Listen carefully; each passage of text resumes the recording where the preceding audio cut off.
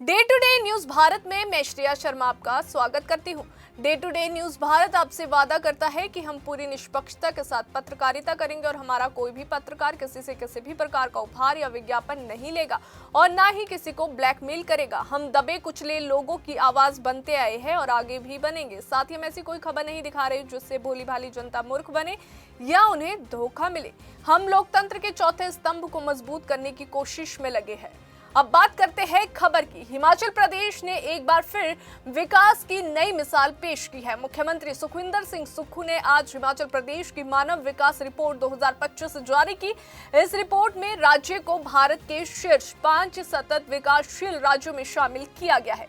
वहीं आपको बता दें कि पर्यावरण विज्ञान, तकनीकी एवं जलवायु परिवर्तन विभाग और यूनाइटेड नेशंस जो है डेवलपमेंट प्रोग्राम यानी यूएनडीपी के संयुक्त तत्वाधान में तैयार की गई इस रिपोर्ट में हिमाचल प्रदेश के विकास की स्पष्ट झलक देखने को मिलती है।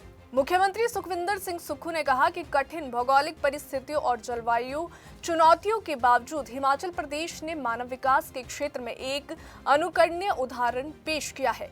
प्रतिवेदन के अनुसार प्रदेश का मानव विकास सूचकांक जो है 0.78 है और जो राष्ट्रीय औसत 0.63 से कहीं अधिक है। मुख्यमंत्री ने बताया कि शिक्षा के क्षेत्र में हिमाचल ने बड़ी उपलब्धि हासिल की है। प्रदेश अब पुणे साक्षर राज्य बन चुका है और साक्षरता दर जो है बढ़कर 99.30% तक पहुंच गई है। पर्यावरण को नहीं, पर्यावरण में तो हम पहले बजट में था, जब मैंने पहला बजट प्रस्तुत किया था उसमें मुझे बजट के थोड़ा जानकारी कम थी। अब तो पूरी जानकारी है।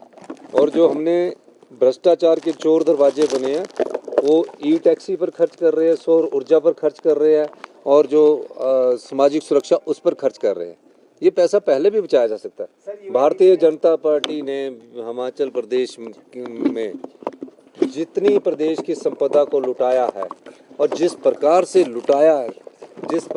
लुटाया है वो उसकी मैं कहानी आपको नहीं सुना सकता। आने वाले समय में पूरी कहानी विस्तृत सुनाएंगे। बस आज पर्यावरण से संबंधित है। बहुत बहुत धन्यवाद। जय। मुख्यमंत्री सुखविंदर सिंह सुक्खू ने केंद्र सरकार पर भी निशाना साधते हुए कहा कि प्रधानमंत्री नरेंद्र मोदी ने हिमाचल प्रदेश में आई प्राकृतिक आपदा के लिए 1500 करोड़ रुपए की राहत राशि देने का ऐलान किया था, लेकिन ये राशि अभी तक प्रदेश को नहीं मिली है। उन्होंने कहा कि भाजपा के नेता दिल्ली जाकर हिमाचल की पैरवी करें। सरकार भी उनके साथ जाने को तैयार है ताकि ये राशि जल्द जारी करवाई जा सके। और क्या कुछ कहते हैं सीएम सुखविंदर सिंह सुक्खू, आइए सुनते हैं। 100 करोड़ रुपए की घोषणा की थी, वो अभी तक पैसा नहीं आया है। मैंने भारतीय जनता पार्टी के सभी नेताओं से एक बार फिर अनुरोध करता हूं, हिमाचल के आपदा प्रभावित परिवारों के लिए अगर हमें प्रधानमंत्री जी के पास उनके इकट्ठे होकर उनके नेतृत्व में जाने के लिए तैयार हूं तो मैं उसको भी स्वीकार करने के लिए तैयार हूं। मैं चाहूँगा कि सभी सातों सांसद, सारे भारतीय जनता पार्टी के विधायक और सभी मंत्रिमंडल के सदस्य और विधायक हम सब चलते हैं कि भारतीय जनता पार्टी की केंद्र में सरकार, उन्हीं के नेतृत्व में चलते हैं। हमारी कोई ईगो नहीं है। और हमें जो 1500 करोड़ रुपए देने की बात की थी वो 1500 करोड़ रुपए हमें मिले ताकि हम आपदा प्रभावित परिवारों को जल्दी से जल्दी तेजी से काम कर सकें। मैं कल दिल्ली जा रहा हूँ। मैं फाइनेंस मिनिस्टर निर्मला सीतारमण जी से मैंने मुलाकात करूँगा। हमारे 16 फाइनेंस कमीशन से मेरा ख्याल पहले ऐसे मुख्यमंत्री होंगे जो 5वीं बार उनसे मिलने जा रहे हैं। उनसे अभी टाइम मांगा है और निश्चित तौर पर फाइनेंस मिनिस्टर के पास हम बताएंगे कि जीएसटी लगने से पहले हमको 4,500 करोड़ वैट और एक्साइज का आता था। जीएसटी लगने के बाद से हमें स्टेट को कितना नुकसान हुआ।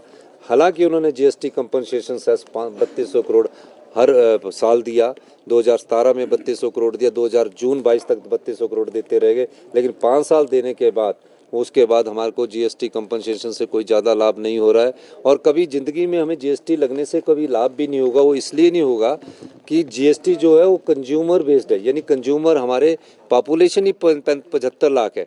तो 75 लाख में जो हमारा आदमी कोई एक कुरकुरे का पैकेट खरीदता है या कोई और जो पैकेट खरीदता है जिस पर जीएसटी लगता है, कोलगेट लेता है, ब्रश लेता है, तो वो खरीदेगा तो उसमें जीएसटी तब लगता है।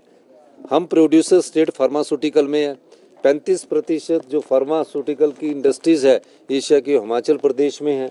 वहाँ से पहले जहाँ हमें बद्दी के एरिया से 3.5 और 4 हज़ार करोड़ रुपया जीएसटी आता था, अब घटकर वो सिर्फ 150 करोड़ रुपया रह गया। तो उस सिलसिले में भी मैं माननीय निर्मला सीतारमण जी के पास अपनी बात रखूंगा। बाकी हम चाहेंगे कि जो हमने सरकारी कर्मचारी और एडिशनल अधिकारियों को ओल्ड पेंशन स्कीम दी है, और 2000 ओल्ड पेंशन स्कीम देने के बाद से जब से उन्होंने हमारा जो additional boring Bharatiya Janata party के समय मिलती आई थी 1600 करोड़ की, उसको पुनः बहाल करने की बात हम करेंगे और एक्स्ट्रा 2% एडिशनल बोरिंग की बात करेंगे, ताकि प्रदेश के जो आने वाले 3-4 महीने हैं उस स्थिति से हम आगे लड़ाई लड़ सके। क्योंकि आज जो भी हम अभी कर्जा उठा रहे हैं, जितनी भी हमारी सरकार ने 3 साल में कर्जा उठाया, वो पिछली सरकारों के 75,000 करोड़ का कर्जे का ब्याज उठाने के लिए दिया है और मूलधन देने के लिए दिया है। तो कैसे एक हम सर्वाइव करना है, उस दृष्टि से हम बात करेंगे। हम प्रदेश की संपदा की लड़ाई लड़ रहे हैं।